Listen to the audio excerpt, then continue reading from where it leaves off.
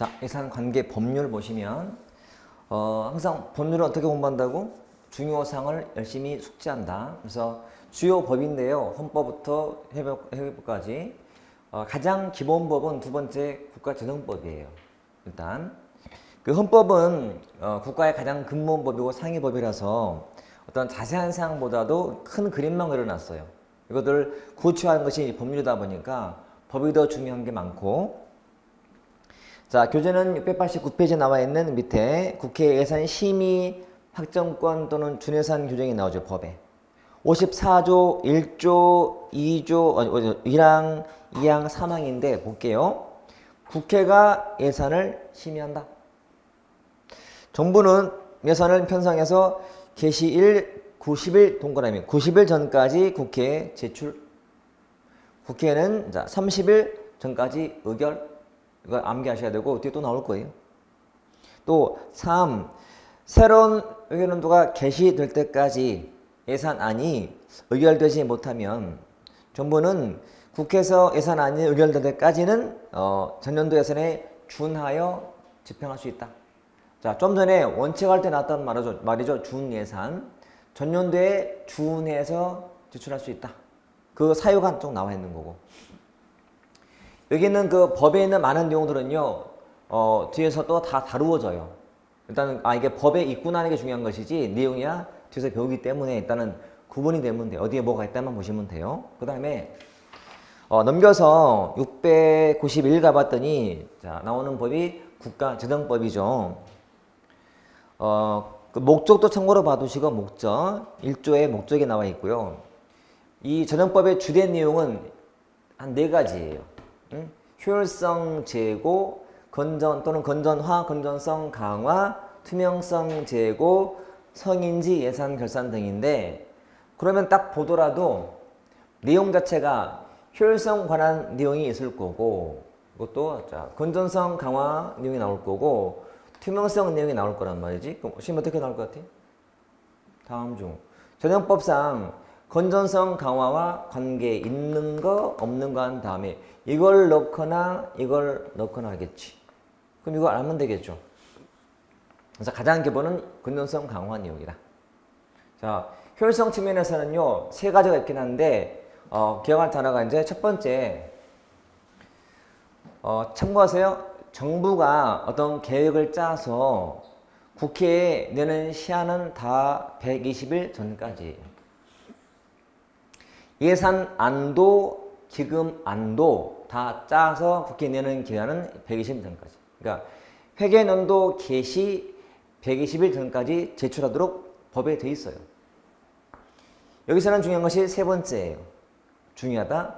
회계하고 기금 간에 요요 재원이 있다면 서로 주고받고 가능해요. 전출입 가능하다. 이 회계란 일반 회계, 특별 회계예요. 그리고 기금이고. 그러니까 일반 회계에서 돈이 남거나 특별회에서 남거나 또는 기금에서 남거나 또 부족할 때 서로 주고받고 가능해요. 전출입 허용이 돼요. 아주 중요한 특징이다. 효율성을 위해서 그래요. 남는 돈을 딴 데 못 주게 막으면 오히려 효율성이 떨어지게 돼요. 왜? 남는 것은 남는 돈을 쓸데없이 쓰게 되거든. 그러니 모자란 곳에 주는 게 더 효율적이잖아요. 그래서 허용한다가 굉장히 중요한 거예요. 효율성 차원에서. 자, 그 다음은 자 건전성 내용인데요. 원칙 천명, 추계하고 감면도 제한하고 추경 편성 사유가 제한되어 있어요. 뒤에 나올 거예요. 좀 이따 할 거예요. 잉여금의 용도도 제한이 됐다. 세계 잉여금은 남는 돈인데 세입, 세출, 계산하고 남는 거예요. 즉 결산상 잉여금이에요. 그 남는 돈을 쓸 수 있는 용도가 법에 정해져 있어요. 그 다음에 채무관리 계획도 써야 되고 국가가 보증하는 채무 부담에 사전 동의를 받아 국회의 사전 동의를 받고 보증 채무 부담을 해야 돼요. 그러니까 국가가 이제 그 채무를 보증하는 거지. 그 부담하는 행위도 미리 받고 하라는 거지. 미리 받고. 그리고 ABB도 한도를 정해놨어요. 이게 다 건전성을 위한 내용들이에요. 숙지. 지금 내용이 많잖아요. 많아. 투명성은 별거 없지. 원칙 유례 발표가 의무화되어 있고 감시하겠다. 투명. 감시 이렇게 그림 딱 그리면 돼. 그림 효율성, 건전성, 투명성 해놓고 특히 건전성을 많이 보시면 그럼 다 풀리게 돼요. 자, 정부 기업 예산법은 정부 기업이죠. 정부 기업은 정부 부처 형태 공기업이에요. 앞에 했던 우편, 사업, 우체국, 예금, 양곡, 관리, 조달 사업이죠. 이렇게. 이거 보시면 돼요. 이런 사업들에 대해서는 근거법이 정부 기업 예산법이에요. 이거 알면 돼요. 회계법은 이제 자체보다도 뒤에 배울 회계의 근거가 되는 법인데, 자, 우리나라가 중앙이나 지방이나 둘 다 회계 방식을 바꿨어요. 그러니까 발생주의랑 복식부기로. 그 전에 현금주의랑 단식부기를 지금은 발생주의랑 이 복식부기로 바꾼 거예요. 그래서 그거를 위한 근거법을 만든 거였고. 그리고 재무제표란 정부가 결산보고서를 국회에 낼 때 필요한 여러 가지 서류가 있는데 그 중에 들어가는 표야, 표. 재정상태표, 재정운영표, 순자산 변동표. 어차피 뒤에 가면 다 결산 회계할 때 다 배울 거예요. 근데 미리 그냥 봐놓은 거지. 그래서 주요 법 4가지인데 제일 많았던 내용이 뭐였다? 국가재정법이었다. 그거 잘 정리하면 되겠죠. 자, 체계는 예제가 그런 문제, 예제. 자, 국가재정법상 재정 건전한 노력과 관계없는 거. 채무가 약간 건전한 봐볼까? 건전한? 요거죠. 그래서 일본처럼 국가 채무관리 계획, 국세 감면 제한, 회계 및 기금 간의 유효자본의 전출입은 앞에 했던 거죠. 요거 효율성 차원이기 때문에 답이고, 그다음에 국가보증 채무의 사전 동의도 이미 여기 있는 거니까 이렇게 나오는 거예요. 자, 이런 문제가 한두 개가 아니에요. 문제가 꽤 많아요. 그래서 여러분 공부하시다가 또 제가 강조하지만 공부하시다가 이게 도대체 포인트가 뭐야? 라고 좀 의심이 들면 뭐 하면 된다고요? 문제 푸세요. 놓고 보시면 이런 게 시험에 나오는구나를 금방 알 수 있어요, 여러분. 그 주위에 최근에 저한테 배운 학생 중에서 굉장히 실력이 좋은 학생이 있더라고요. 그 반의 대부분이 정말 공부를 잘하는 학생들인데 한 명이 되게 눈에 띄게 잘하더라고요. 그러니까 거의 100점 가까이 맞는 학생인데 물론 이제 기본만이라 그런 것도 있지만 기본적으로 마인드가 있지 않나 싶어요. 그래서 그 학생은 자기 말로는 이제 그 주어진 시간 동안에 문제를 푼다라고 해서 어떻게 풀지를 물어보길래 조언해 줬는데요. 다 안 배웠지만 문제를 풀다 보면은 분명히 처음 본 것도 보일 거다. 왜냐면 지금 내용을 다 공부한 다음에 푸는 게 아니기 때문에. 하지만 시험장 가면 어차피 새로운 문제 풀 때가 있잖아요. 그런 기분으로 풀어봐라. 그리고 처음 보는 문제를 풀면서 이게 숙달이 되면 이제 새로운 문제가 전혀 두렵지가 않거든. 아마 잘할 것 같아요. 자, 문제를 풀어서 확인하자는 말씀 드렸던 거고. 자, 재정관의 조직은 결론은 따로 안 나와요. 앞으로 보게 될 용어에 대한 간단한 설명적으로 보자. 자, 중앙예산기관은 예산의 편성과 집행을 총괄하는 기관이에요. 편성과 집행을 총괄한다. 우리나라 어디지? 기재부예요. 두 번째, 자, 국고 수지총괄기관은 말 그대로 수입과 지출을 총괄해요. 즉, 결산과 회계 담당 부서인데 우리 어디 가고 있다? 기재부가 가고 있다. 우리는 예산의 기능을 거의 대부분을 기재부가 담당하다 보니까 굳이 낼 게 없는 거예요. 중앙은행은 그냥 나라 금고 역할을 하는 곳인데 정부은행이 어디 가고 있지? 한국은행이 하고 있어요. 즐겁죠. 자, 이론상 3원체제, 2원체제는 이런 거예요. 요 세 가지 기구가 각각 따로 있으면 3원체제고 요 두 가지가 합해 있으면 2원체제인 거예요. 그러니까 예산 편성, 집행, 결산, 회계 기능을 한 부서가 다 할 때는 이게 합쳐진 거잖아요. 우리나라처럼 이게 현재 기재부처럼. 기재부, 한국은행, 우리는 2원체제 나라예요. 지금은. 과거에 참여정부 시절에는 이게 분류가 됐었거든. 참여정부에. 이때는 그때가 이게 기획처, 재정경제부, 한국은행 3원체제였고 지금은 2원체제이기 때문에 별거 없어요. 자, 책에 나와 있는 우리 696과 697에 있는 그 내용들은 우측에 박스에 정리는 돼 있지만 사실 그 내용 자체는 우리 일반 시험인 7급이나 9급은 나온 적이 없고 과거에 승진 정도의 또는 경찰 간부에 나왔던 문제가 밖에 없어요. 나온다 하더라도 일단 요 기본 트럼프이기 때문에 이것만 좀 확인해 놓기. 자, 그 다음에 예산의 종류 가보실게요. 종류. 자, 종류도 별 3개라 했죠. 중요한 주제고, 제명정을 논할 때 예산의 종류를 몰라서는 말이 안 되기 때문에 그만큼 많이 나온다. 종류. 첫 번째. 앞에 나와 있는 그 종류의 기준도 알아놓으셔야 돼요. 이놈은 세입과 세출의 성질로 분류한 거예요. 자, 세입이 주로 어떤 수입이지? 어디에 주로 쓰는 거지 이거야. 일반에게는 그 세입이 주로 조세야, 조세. 그리고 쓰는 건 주로 국가 존립에 써요. 기본 경비에 쓴다 보시면 돼. 집에 아빠가 공무원이에요, 공무원, 월급쟁이. 그리고 엄마는 식당 사업을 한다 상상해 볼게요. 그러면 아빠의 수입은 늘 꾸준한 수입이죠. 경상도 수입이라 불러요. 쓰는 것도 거의 다 정해져 있어요. 기본 경비 쓰기 때문에. 그래서 뭐 생활비, 뭐 또 주택 구입비 등등 했을 때 좀 빠듯해요. 이게 보통 일반에게 격이에요. 그러니까 수입도 나름 예측이 돼. 꾸준하게 조세 수입, 기본 경비에 쓰는 게 일반에게예요. 특별에게는 특정한 사업을 하거나 또는 어떤 자금을 운용하거나 또는 특정한 수입으로 특정한 세출에 쓰기 위해서 법으로 따로 설치해요. 이게 특별회계예요. 엄마가 사업하듯이, 식당 사업하듯이 또는 엄마가 자금을 좀 굴리듯이 이런 게 특별회계라 불러요. 그리고 항상 근거는 법률로. 그리고 특징, 아까 우리 그 암기했던 원칙의 예외 중에서 단추특기, 단추특기, 특목기수 원칙의 예외예요.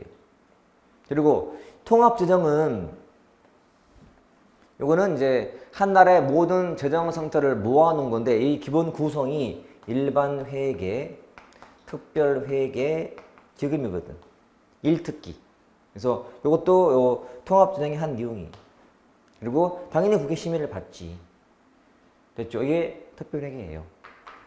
자, 그래서 일반회계는 별거 없고 넘겨보시면 698페이지에 특징에 뭐 공공재 재원이며 조세 수입이 주된 세입원이며 기본 경비에 쓴다라고 되어 있어요. 반면 밑에 2번 자 특별회계는 밑에 맨 밑에 회색 박스 있죠. 법 4조 있는 거 사망에 특별회계는 국가에서 특정한 사업을 운영할 때 사업 동그라미, 특정한 자금을 보유 운영할 때 자금 동그라미, 그리고 특정한 세입으로 특정한 세출에 충당함으로써 일반회계랑 구분해서 계량을 필요했을 때 뭐로 설치한다고? 법률로 설치한다. 자, 요거 법률 쳐놓고 밑에다가 이렇게 써놓을게요. 대통령령 X라고 이렇게 항상 답으로 나와요. 여러분 특별회계는 항상 법률로 설치한다. 법률. 자, 우측에 699페이지 우측에 그 날개 보시면 플러스에 사례가 있죠. 뭐 국가균형발전 특별법, 국립의료원 특별회계법 쭉 나오죠. 밑에 정도 보면 뭐 맨 끝에 21번 유아교육지원 특별회계법 이런 식으로 다 뭐다? 법이다. 법률로 설치한다. 법률 이렇게. 특징 원칙의 예외 나오고 단추, 특기, 특목, 기수. 그다음에 통합재정에 포함이 되고 심의를 받고.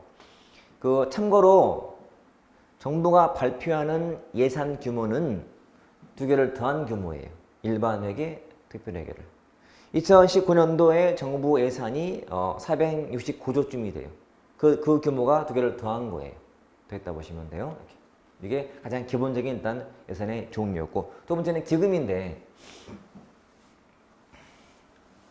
자 기금도 법에 설치 요건 나와 있거든요. 넘겨보시면 자 700페이지에 중간에 회색 박스 있죠. 박스 법 5조 자 기금 설치에 대해서 1항에 기금은 자, 국가가 특정한 목적을 위하여 형광색. 특정한 목적을 위하여. 자, 칠판처럼 이 색을 꼭 넣어놓으셔야 돼요. 이 특별회계하고 기금이 비슷해요. 조건이. 근데 꼭 앞에 특정 목적을 위하여가 들어가서 자금을 운영할 때 마찬가지 설치는 뭘로 한다? 법률로 한다. 뭐가 들어가면 틀려요? 당연히 대통령령 X지 뭐. 써놓으시고. 그리고 2항에 그 1항에 따른 그 기금은 세입, 세출, 예산에 의하지 아니하고 운용할 수 있다. 자, 기금은 예산 외로 운영할 수 있어요. 예산 외, 예산이 아니야. 기금은 예산 외예요. 예산 외. 공무원 연금 기금은 예산이 아니에요. 예산 외예요. 외. 자, 우측에 특징이 있죠? 예산 외. 그리고 심의를 받아요. 지금 모든 기금은 국회에서 심의를 받아야 돼요. 심의 받고. 그 다음에 통합예산에 포함이 돼요. 아까 1특기. 가장 기본 구성원이야. 1특기. 1특기. 재원은 되게 다양해요. 그리고 유상급부라는 거지. 유상급부. 재원 뒤에 나오죠. 우리 일반에게는 그 돈으로 뭐냐면 국방, 외교, 치안 해줘요. 서비스. 이건 무상급부라고 불러. 무상급부. 그러니까 특정한 사람한테 네가 부담해 이런 재원이 아니고 일반 세금으로 하는 거예요. 근데 기금이라는 거는 거기에 기여한 사람만 혜택을 주는 거예요. 공무원 연금기금은 누가만 혜택 주는 거야? 공무원들만 주는 거예요. 왜? 내가 기여했기 때문에. 공짜가 아니거든? 유상급부란 말이야. 공무원 연금이 우리 일반 국민연금보다 더 많잖아요? 그 이유가 뭐예요? 그만큼 많이 냈거든. 30년간 냈거든. 더 받는 거야. 우리 국민연금은 이렇게 많이 안 내요. 오래 안 내기 때문에 금액이 더 적은 거죠. 기금은 낸 만큼 받는 거예요. 우리 국민연금도 그러잖아요. 많이 낸 만큼 많이 받아요. 그러니까 젊을 때 많이 벌 때 많이 내는 게 좋아. 그래야 나중에 많이 받거든. 그리고 연금은 물가 반영이 돼요. 연동되기 때문에. 그래서 지금 내가 내는 게 40만 원이지만 내가 막 25세부터 받으면 나중에 막 100만 원 받을 수 있어요. 물가가 올라갔기 때문에. 그게 연금이야. 공짜가 아니야. 유상급부란 말이지. 그리고 원칙의 예외 셋 암기한 거 있죠. 완전, 전, 기, 순, 현수, 단추, 특, 기, 특목, 기, 수. 세 가지 원칙의 예외.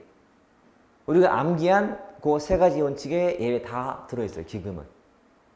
기금은 자금을 운용한다는 거지. 특징 같이 봐두시면 돼. 국가의 가장 기본 재원이 이렇게 일반 회계, 특별 회계, 그리고 기금이에요. 기금. 기금이다 보시면 돼요. 그만큼 많이 비교가 되는 거지. 자, 그 다음은 통합 예산인데요. 이거는 좀 어려울 수 있어요. 통합 예산은 가장 기본은 거기에 뭐가 포함되어 있냐예요. 그러니까 한 국가의 저번에 총체적 규모를 알려주고자 하는 만든 표야, 표. 국가의 재정이 이렇게 돼 있다라고 전체를 보여주는 거예요. 그러면 전체를 보여주는 뭐가 있냐 이거죠, 거기에. 그게 바로 맨 끝에 포괄범위예요. 일반 회계, 특별 회계, 기금, 그리고 전대차관 세계 잉여금. 앞에 따면 1특기 전세. 1특기 전세라고 하죠, 이렇게. 가장 기본이야. 자, 우리 교재에는요, 705페이지에 저 위에 5번 보이죠? 통합예산의 포괄범위라고 되어 있는 거. 자, 일단은 머릿속에 넣어놓을게요. 1특기 전세라고. 1특기 전세 놓고, 그러면 포함이 안 되는 게 있겠는데? 그게 뭐냐면, 이 기금 중에도요, 안 되는 게 밑에 나와요.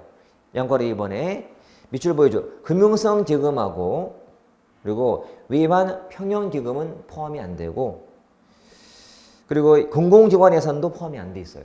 그거는 따로 암기하기. 자, 일단은 시험에서 나오는 비중은 크지 않기 때문에 좀 보기 힘들 문제일 수 있는데 나오면 까다로울 수 있어요.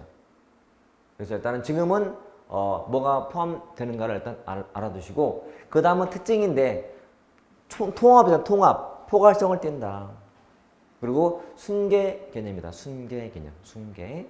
그래서 왜냐면 여러분 일반 회계하고 특별 회계는 서로 전출입이 돼야 하는데 되거든요. 그러면 준 걸 세출에다가 막 써서 통기 내놓고 받은 걸 쓰고 나면 중복이 생겨요. 자, 엄마하고 아빠하고의 수입이 달라요. 아빠는 월급쟁이고 공무원이니까 엄마는 사업을 하는데 서로 남는 돈이 있다면 주고받는 게 가능해. 근데 아빠의 월급을 엄마 사업에 보탤 때 아빠 장부 쓰는 거야. 나갔다라고. 엄마는 아빠한테 받은 걸 쓰는 거야, 바깥에.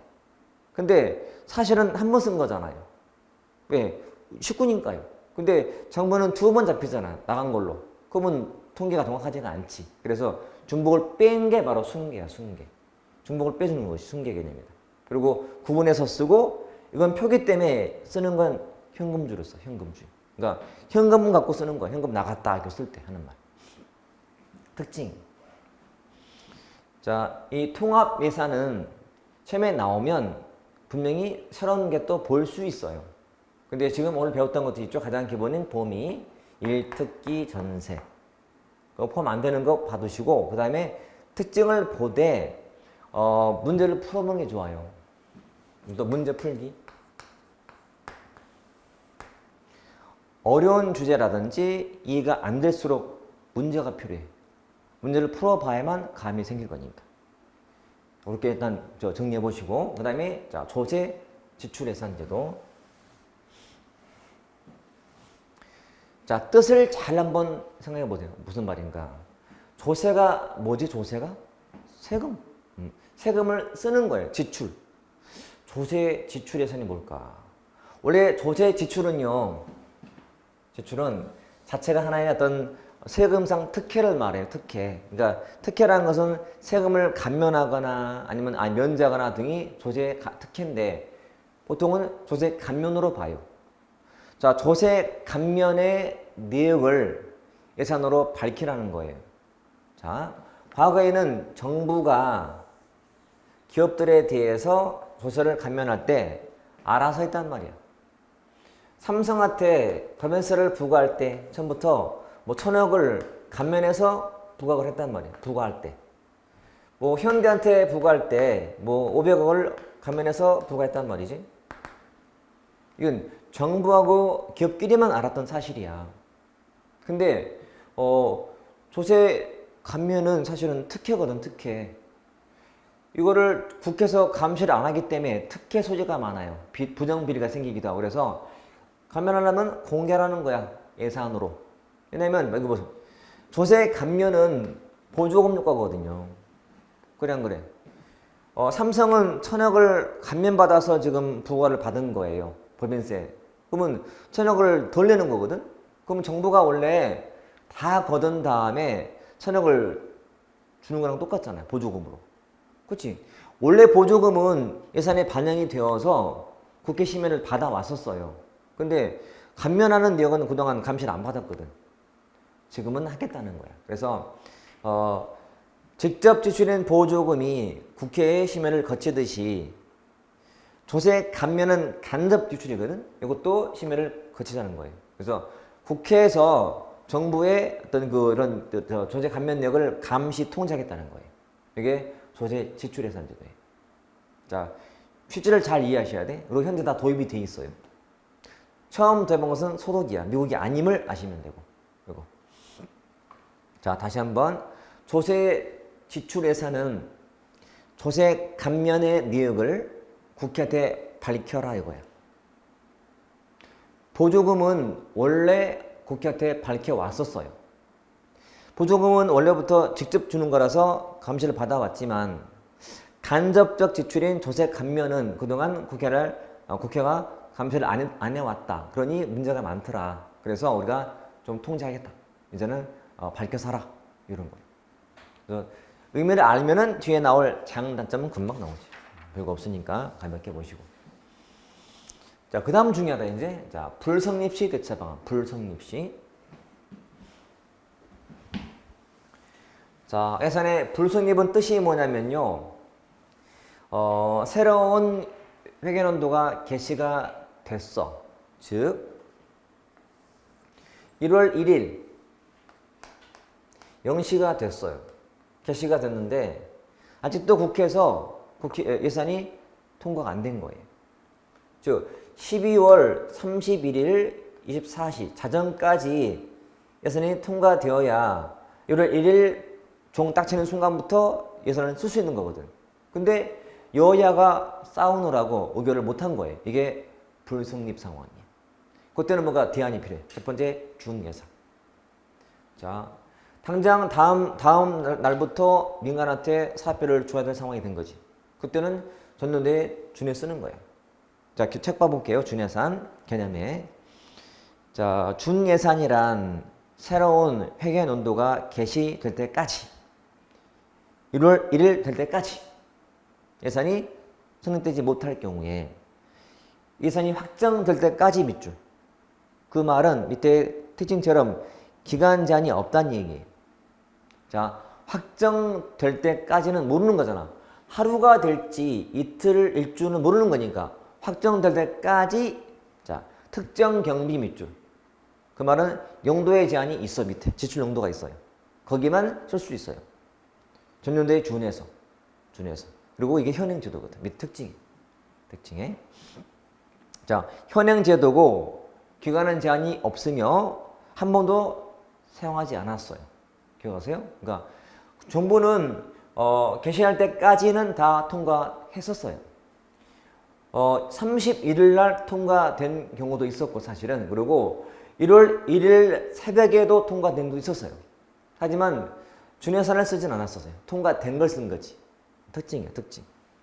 됐죠? 자, 가예산도 비슷해요. 자, 부득이한 사유로 예산이 회계연도 개시일까지 의결이 되지 못할 때 1개월 동그라미. 그 말은 기간 제한이 있어요. 1개월. 의결을 해줘요. 쓰라고. 보세요. 지금 당장 우리 예산은 몇 달짜리 예산이지? 12개월짜리잖아. 1년이기 때문에. 그러면 1년 동안 예산을 짜야 되는데 지금 아직 통과가 안 된 게 미리 상황 예상이 돼요. 그때는 국회에서 1월달 한 달 동안에 의결을 해주는 거예요. 한 달 쓰고 있어봐라. 그럼 한 달 이내에 통과할게, 시킬게. 이게 가예산이에요. 그래서 우리나라 제1공화국 때 채택을 해서 사용을 되게 많이 했었어요. 그리고 기간은 제한이 있는 거고 1, 2개월.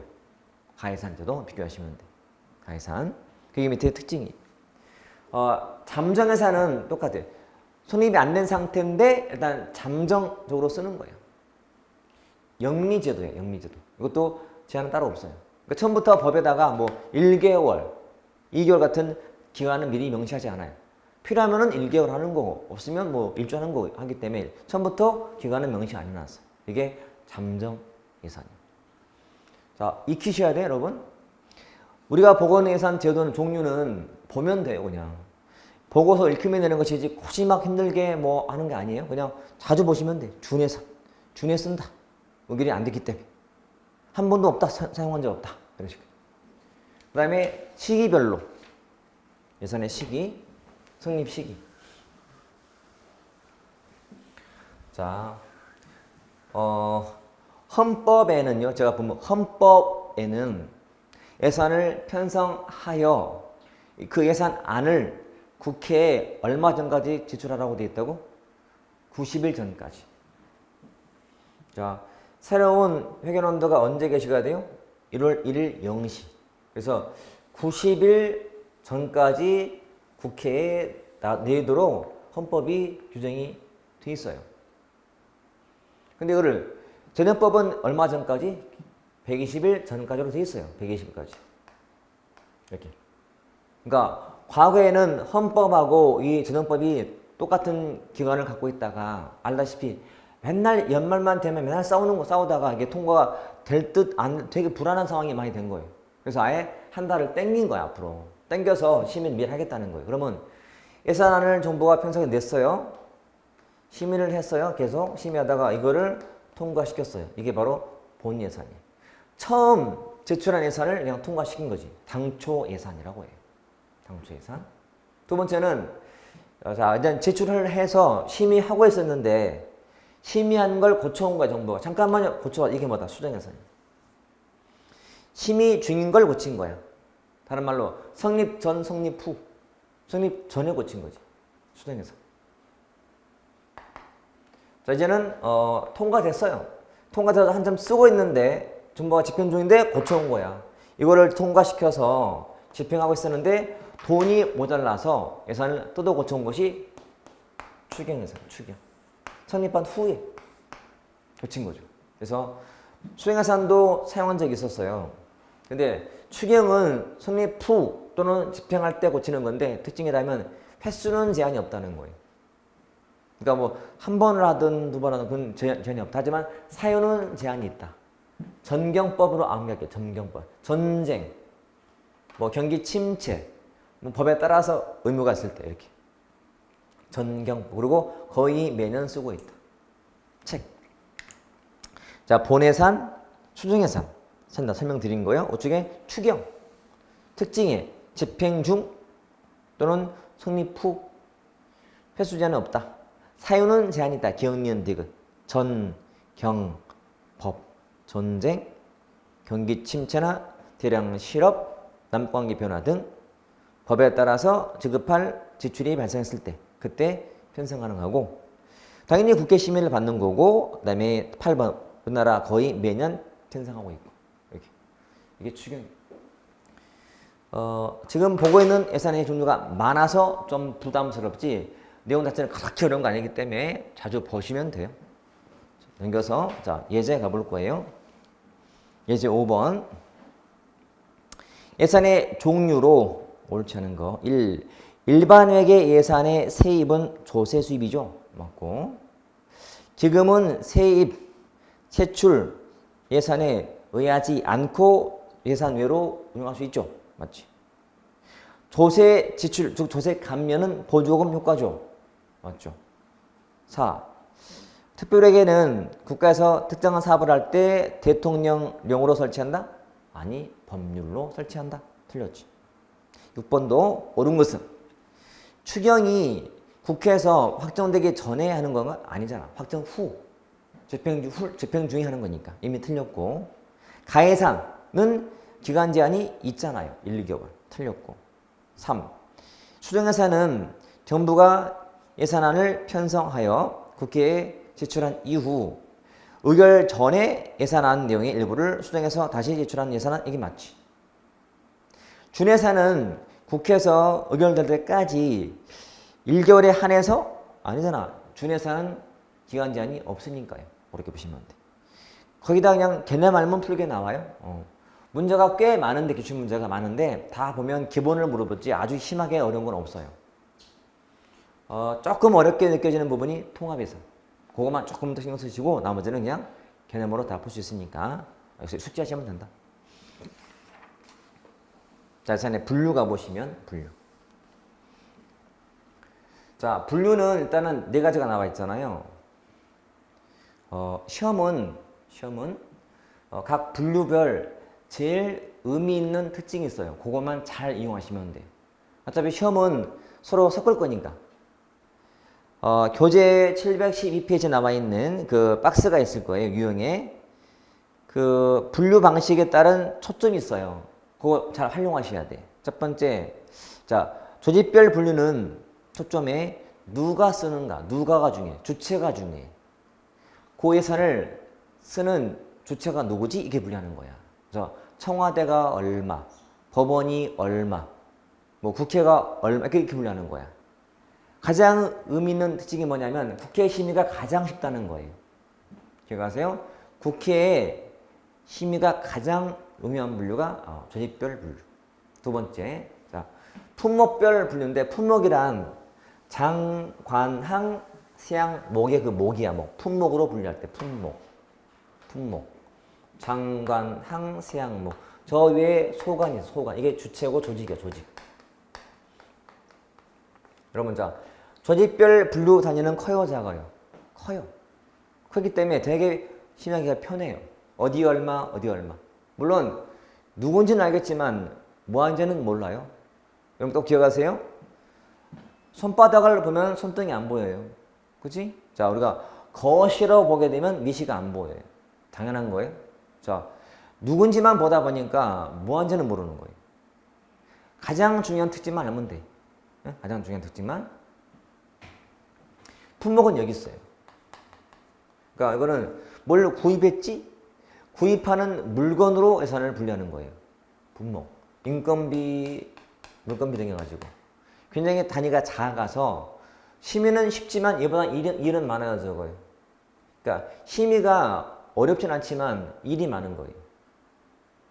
그래서 이게 가장 심의가 쉬운 거예요. 용이하다라고 하지. 근데 품목이라는 말은 그 명목 속에 임금비가 들어있어요. 그래서 인상정에 유용한 정보를 준다라고 해요. 그러니까 시험 나올 때 이런 게 나오는 거야. 다음 중 예산 분류인데 인상정에 유용한 정보를 주는 건 뭐냐? 물어본다면 품목별 분류가 답이 돼. 됐고, 그 다음에 기능별 분류라는 것은 뭐 방위비 얼마, 뭐 경제개발비 얼마, 일반행정비 얼마 이렇게. 그러니까 뭐 했지 일을 알 수 있어요. 내용 보시면 그 초점에 정부가 무슨 일을 하는데 얼마 썼지? 그 일을 했는지를 알 수 있어요. 제일 시민들이 이해하기 쉬워서 이거를 시민을 위한 분류라고 불러요. 시민을 위한 분류. 꼭 기억할 타네요. 시민을 위한 분류다. 됐고, 그 다음에 자 경제 성질별 분류는 초점처럼 국민 경제에 미치는 영향을 또는 효과를 파악하려고 하는 거예요. 좀 어려워요. 뭐 경상계정, 자본계정 구분했을 때 국민의 뭐 저축이 어떻고 수요가 이렇게 분류하는 거라서 굉장히 어려워서 특징이 있다면 고위층, 최고층은 도움이 되는데 집행자한테는 도움이 안 돼요. 그게 특징이에요. 자, 고위 결정자한테는 유용하다. 반대로 하위직에 있는 집행자는 도움이 안 된다. 이게 가장 중요한 특징이에요. 책에는 각 분류별로의 장점, 단점이 다 자세히 정리는 돼 있지만 굳이 할 필요 없다. 최소한 가장 의미 있는 노란색의 특징을 좀 정확히 꿰고 있자. 그러면 된다. 물론 개념은 기본이고 여러분. 그러니까 그 박스에 있는 초점도 봐두시고 그 다음에 분류별 의의는 읽어보시되 특징은 여기 있는 걸로 정리하면 되겠다. 네 가지. 네 줄로 끝나요. 네 줄.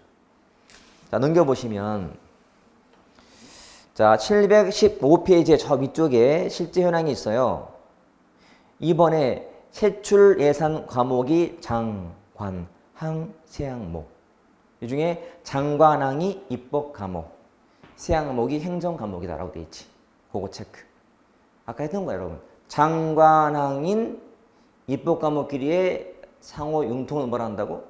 이용. 그 다음에 행정 과목인 세 항목 간의 융통을 전용. 그때 쓰는 말이에요. 자, 좀 더한다면 밑에 참고에 있는 내용인데요. 프로그램 예산 제도는 요즘 들어서 몇 번 나오긴 나와. 근데 참 다양스럽게도 내용을 다 보자니 참 막막했는데 우측에 날개 보시면 기출문제가 거기 3개가 나오고 넘겨보시면 또 하나가 나올 거예요. 자, 그 세 문제로 다 커버가 돼요. 그래서 그 문제 풀어서 숙지하시면 돼요. 자, 지금 봤던 이 분류 방식은 어려운 게 아니에요. 가장 일반적이지만 하지만 어려운 게 프로그램 예산 제도거든. 근데 이거는 내용을 보자니 너무 버거워서 문제 풀면서 적응하자. 제일 쉽게 문제가 지금 그 뭐야 3개인데 뭐 8급에서 7급에 있어서 지문이 몇 개 안 되잖아요. 10개 정도밖에 안 돼요. 10 몇 개밖에. 요것만 딱 정리하면 끝. 그러니까 틀린 게 있을 건데 틀린 것들은 이제 그 앞에 내용을 보면 수정이 되기 때문에 수정된 지문으로 이렇게 정리해 버리시면 아마 다 풀릴 거예요. 됐지? 자, 예제 우측에 보면 기출 문제가 있어요. 사회복지 문제 5번. 자, 볼게요. 정보활동의 일반적이며 총체적인 내용을 보여주어서 일반 납세자가 정부의 예산 내용을 쉽게 이해할 수 있도록 설계된 분류 방식은 자, 납세자가 쉽게 이해한다. 무슨 분류? 기능별 분류. 시민을 위한 분류. 납세자가 시민이잖아. 시민. 일반 시민이기 때문에 그렇게 나오는 거예요. 그러니까 표현만 다르잖아요. 일반 납세자인 시민들이 제일 이해하기 쉬운 분류 방식이에요. 정부가 돈을 써서 뭐 했는지를 알 수 있기 때문에 그거 알고 있으면 돼요. 이렇게. 됐죠? 자, 지금 우리가 배운 내용들이 굉장히 내용이 많아 보일 거예요. 근데 제가 지금 이 시간에는 그렇게 많이 한 게 아니고 정말 핵심을 뽑아서 딱딱 전달한 거예요, 여러분. 절대 무리한 하지 마시고요. 우리가 처음 했던 게 기초이론이었고요. 그건 정말 기초였고, 지금은 좀 더 들어갔어요. 들어가서, 시험이 다가오다 보니까 굳이 이거를 다 할 필요 없다. 완전 심화는 하나하나 다 봐요. 근데 그게 곧 도움 된다는 보장 안 돼요. 필요한 것은, 시험에 나올 만한 기본 정보까지 보는 거니까, 지금 제가 드리는 이 정보들은요, 하나도 버릴 게 없어요. 무조건 정확히 숙지하는 게 중요해요. 그러니까, 다른 거 어설프게 하지 마시고, 지금 제가 하는 것들을 정확히 깨놓은 다음에, 문제 확인하고 다지시면 돼요. 다 한 다음에 이제 새로운 거 없나 그때 좀 둘러보시면 돼요. 이렇게 해서 이제 예산의 분류까지 본 거예요. 자, 넘겨보시면 예산 과정인데요. 자, 728페이지예요. 자, 그 의에 보시면 나오는 단어 중에 예산의 순환주기가 보이죠? 예산의 순환주기. 결론은 3년 동그라미. 자, 예산의 순환주기라는 것은 예산이 편성이 되고 심의를 받고 집행되고 결산까지 걸리는 시간, 순환주기예요. 자, 그러면 예산이 편성을 해요. 예산 편성, 예산 심의, 그리고 예산 집행, 그리고 결산 회계를 볼 거예요.